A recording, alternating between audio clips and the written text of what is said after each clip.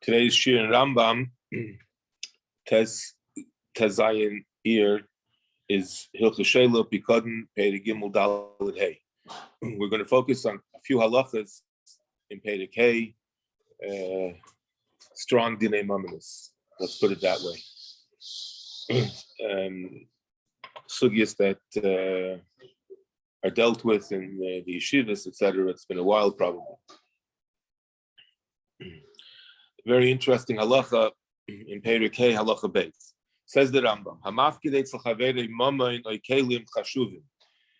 if somebody deposits Reuben deposits by Shimon either money, a nice sum of money, or some very important objects, let's say jewelry, watches, etc. Uvo olav ganovim, and ganovim, thieves, robbers come to Shimon to steal these items or the money. The kadam v'nasan lam, and Shimon takes the money, takes the jewelry, and he says, "Here, take it." The kadam v'nasan lam upikadon, he takes lahatz l'asma in order to save himself, it says, of any aggravation. Im haya amud shu bal mamen, if Shimon was considered to be a bal mamen, we'll see in a minute what that means. Chayiv, so Shimon is obligated to repay Reuven. Why? The reason that the Ganovim came to Shimon is because they figured that Shimon has money or Shimon has jewelry, and they wanted to take it from Shimon. So therefore, it stands to reason that he's the cause of this Ganev. Comes out that he saves himself. He is saving himself. I think what the comment the Mefarshim learned, he's saving his money, meaning he's. We'll see in a minute how far this goes, but he's saving his assets by giving over somebody else's assets. If Shimon is a kaps and Shimon is just a regular guy, and everybody knows that he has no money, or he's not well known for having this kind of money or this kind of jewelry, so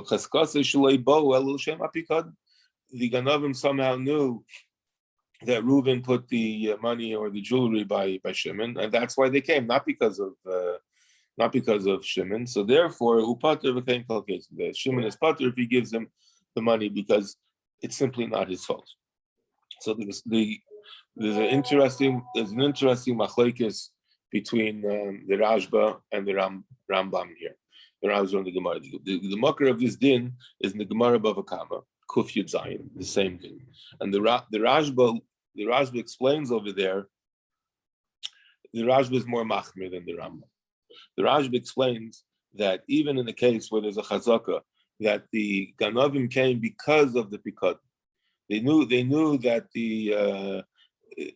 that somehow Shimon is holding these objects. If the only way that the Ganovim could attain or could come to these items is if there was no other way that the Ganovim could come to these items. In other words, let's say the Shomer Shimon hid them very well, so therefore the Shimon is pater. Only the mafkid is high. The mafkid is obligated.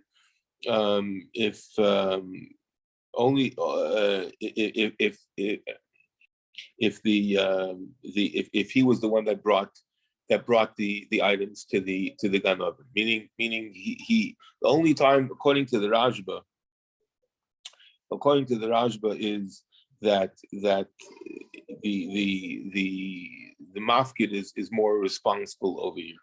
The Magen Mishnah over here writes that l'chayda this din is similar to the din that the Rambam explains in Perek Ches from Hilchos Chayvel L'Matzik, and the Rambam learns over there about the dinim of if somebody who gives over Meiser Mammon Chaverei, he gives over the money of his chaver to a gazlan, to a thief, or an anas, or somebody who forces it.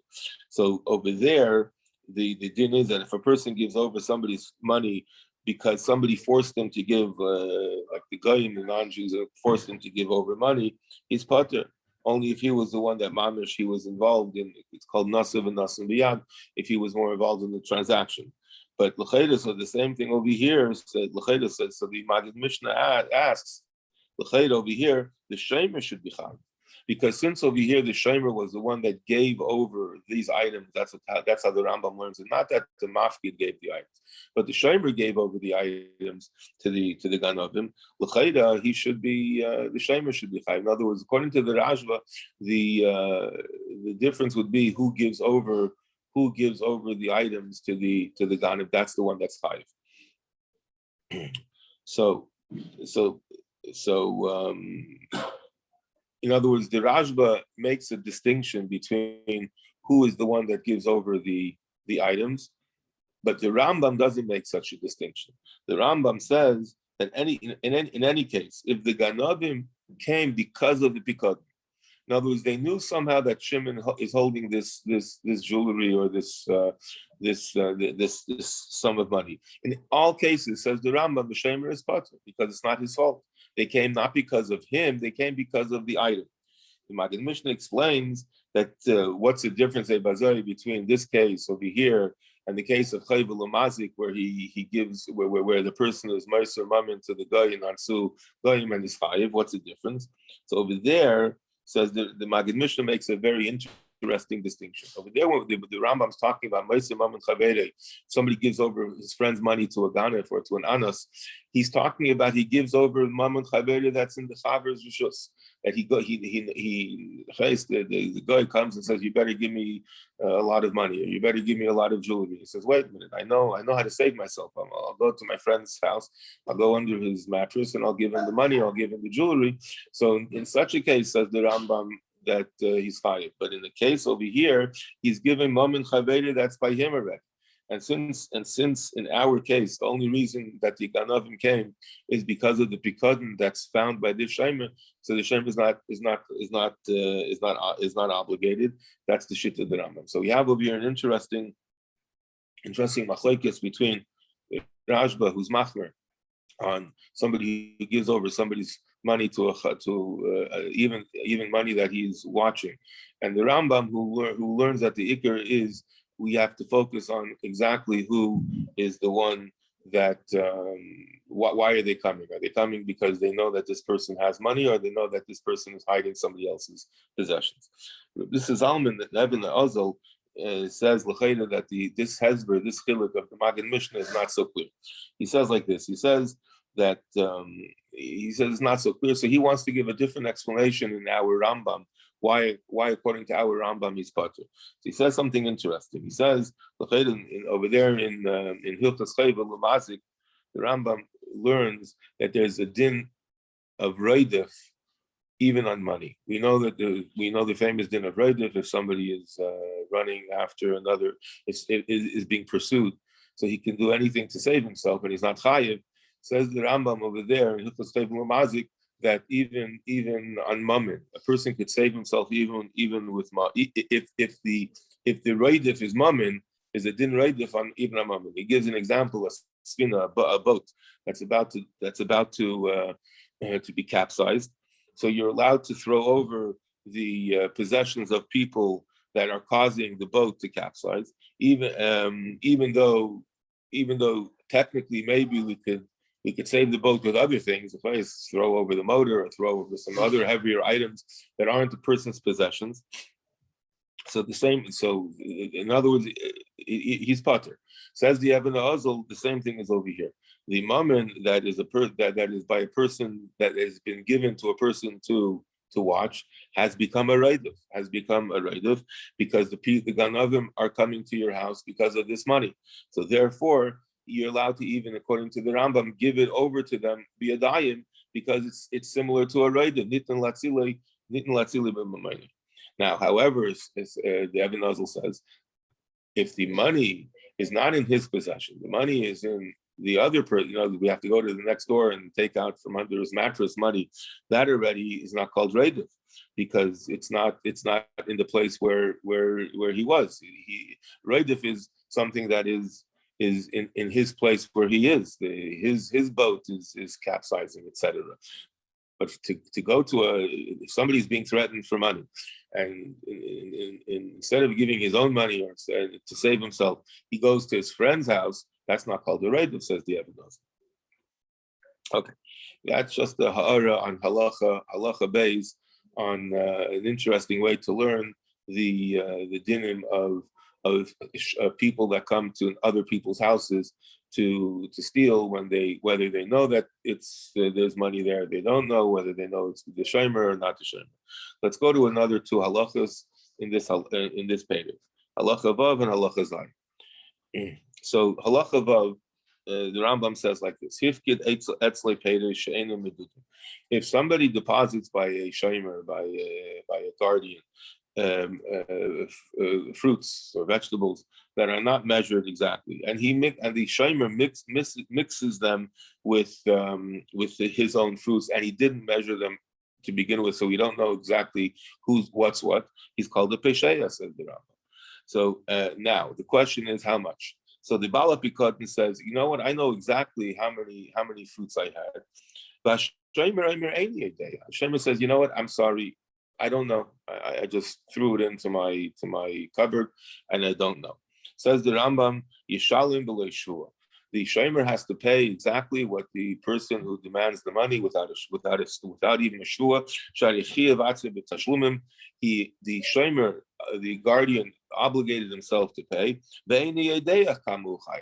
He obligated himself to pay. He admitted he doesn't know, and he admitted that he was a shomer, and he doesn't know how much to pay. So this is the famous nimsa chayev shua shein yachal lishava. He's chayev shua, but he can't swear because he doesn't know the amount. Says the Rambam, because this is based on the teachings of my masters, Harav Rabbi Yosef Halevi, the Rebbe Gush, the Rabbi Zal, and his teacher, etc. And then the Rambam continues, etc. The same thing with every shomer. So this halacha is based on a Gemara in Shavuos, Daf Mem Zayin. The Gemara, it's a very well-known statement. Somebody who is mechuyev shvua, somebody who's obligated to swear, and he can't, and he doesn't know exactly how he can't swear because he doesn't know exactly mishal. Now, this is what we're referring here to a shvua satayra, of course, shvua shayrim, that he would have to pay, but since he can't, he has to pay. So the Gemara brings over there a easier case, or an easier to understand example, of a lender and a borrower. The lender says that the borrower owes him $100, and the borrower says, you know what, I owe you $50. That's true, I owe you $50. On the other 50, I'm not sure. Any day, I don't know.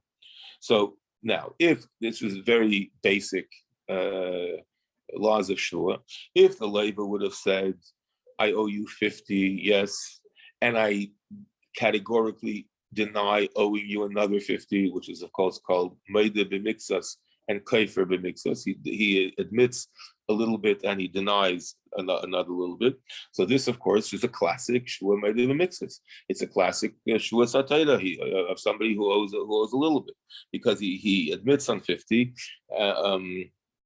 But I'm sorry, he admits to 50 and he denies the other 50. But over here, he's admitting 50 and he doesn't know about the other 50. So since he doesn't know about the other 50, he can't swear, so he has to pay. However, there's a very big machlokes of Rishonim in this concept, in this point, that's kedai to know.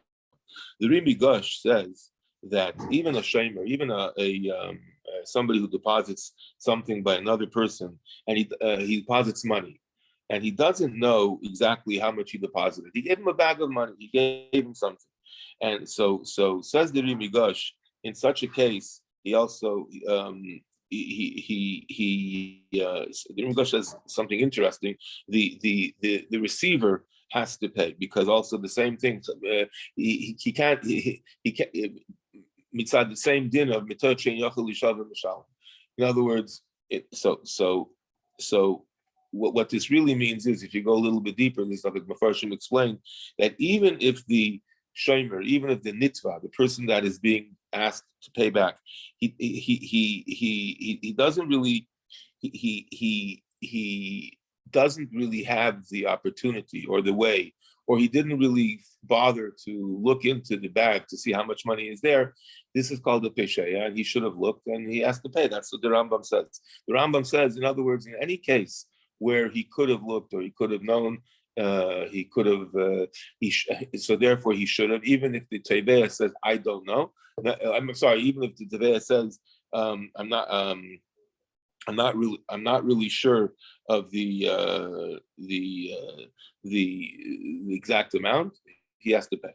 On the other hand, there's a much more reasonable approach that is brought down in Taisus, and the Rosh and the Rashba, many Rishonim, that this din of mitoch and yachal ishav and mishalim only applies in a case of where the lashon is havile lemeda. He should have known better. He should, in other words, that there's a expectation of a normal person who would know how much he's mechuyev. No, normal people don't just take a bag of money and put it and accept it, or for that matter, without even knowing what's inside the bag, without even knowing maybe it's diamonds or it's glass, crystal. When a person, for example, when a person takes a halva, when a person takes a loan, he knows exactly the amount of money he's borrowing, and therefore, if later on he says, "Listen, I don't know," that's ridiculous. A person who takes a loan knows exactly the amount of money he's borrowing. To later come and say, "I don't know," is ridiculous. And in such a case, says the we say because he should have known. However, in a case where we don't know how much it is, like for example, I believe this is the pshat. Maybe I hope I'm right, that the person who deposits a bag or a briefcase or a satchel and he tells the person who's receiving, he says, "Listen, there's a lot of valuable things here. I'd rather you don't open it up, or you know what, it's very well sealed." So he's mashma that he shouldn't really, and he accepts it. So in such a case, says the the application of the Sheni Yochel Shava doesn't apply. So therefore, it's very interesting. I actually had this case personally. Two people came to me, for such an issue. Yershim, two children of people.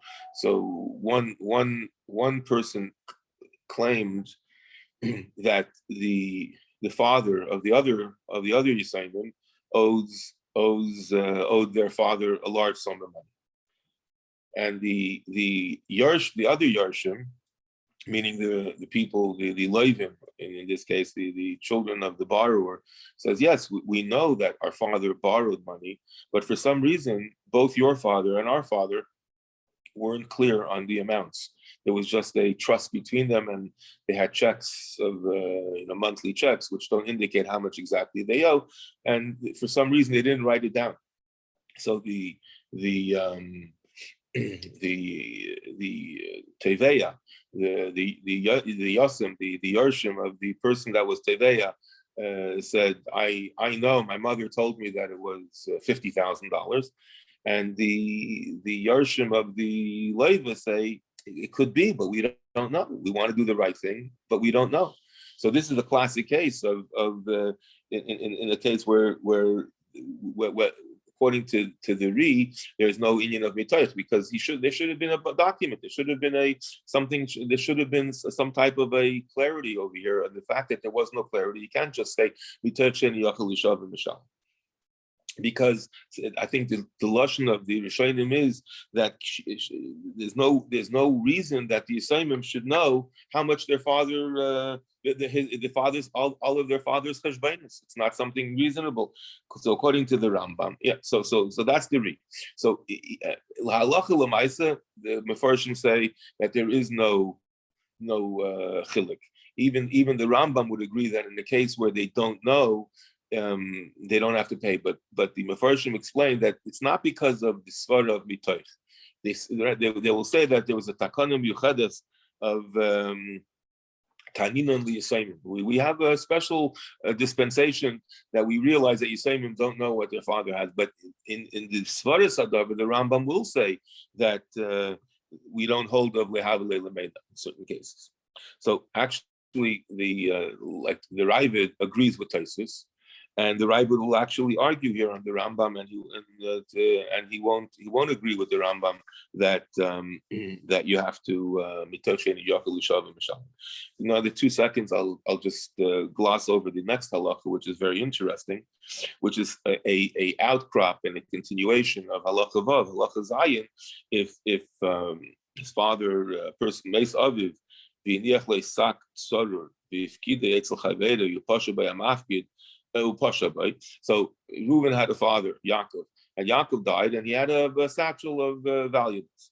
And Reuven doesn't know what was in that satchel, and he gave it over to Shimon, and Shimon was Pesheya. Shimon left it open, left it in an unlocked car in an open space. The Mafkid says, I don't know what was in that satchel. Maybe there was diamonds and gold. And the Shomer says, you know what? I also don't know what's there. So maybe there was, but on the other hand, maybe there was pieces of glass. Maybe there was pieces of crystal. So the Rambam says, "Sure, Sabin Shaniyemer b'Tainazushi Yishava Hashem v'Takonos Chachamim She'eni B'Shusay V'Yichlo." So the question over here becomes, I'm making it quick. The question over here seems to be that even in a case, this is a chiddush, a big chiddush. The Mepharshim say that this is a svara of the Rambam himself. There's no makar for it, or they try to find the makar. That even since the mafkid himself, the depositor himself, doesn't know what's there, so therefore there's no shua made of a mitzvah. So Meidu mix is only when it's a body. When the Teveya says, I know exactly what was there, and the Nitva says Shema. The question becomes over here one very strong question. Why do we allow the Bala Upikadon to swear, and then what's called the Shuas Hanoitlin, he swears what there was, and we also don't say how come we don't? How come we don't say that the nifkat should just make a hesis and say, you know what? I'm sorry, I truly don't know, and then you have to prove what there was, like everybody b'shema bari yadav. So this is based on the Rimigosh, and the Rimigosh wants to say that. That it's a very difficult svara to understand. I'll try to explain it as best as I can. So the person doesn't deny, the nifka doesn't, the person that receives the deposit doesn't deny that he received the deposit. He's made it that that he got a deposit, that he got something to watch. The only thing that he doesn't know is how much. So therefore, the Rimigosh says it's called the drara d'mamayna. There's a connection of money from the nifkad, and therefore he has the right. The mafkid has the right to swear how much he thinks there was and take it from him. The Mefarshim have an issue with this, that the only time we say Drar D'Mamayna is when there's a real suffix, when nobody can know, like the famous case of somebody who killed his friend's cow, and we don't know whether he killed the Veladis or not, etc., etc. That so in other words, it has to be what's called a tviyah vadois, an exact tviyah.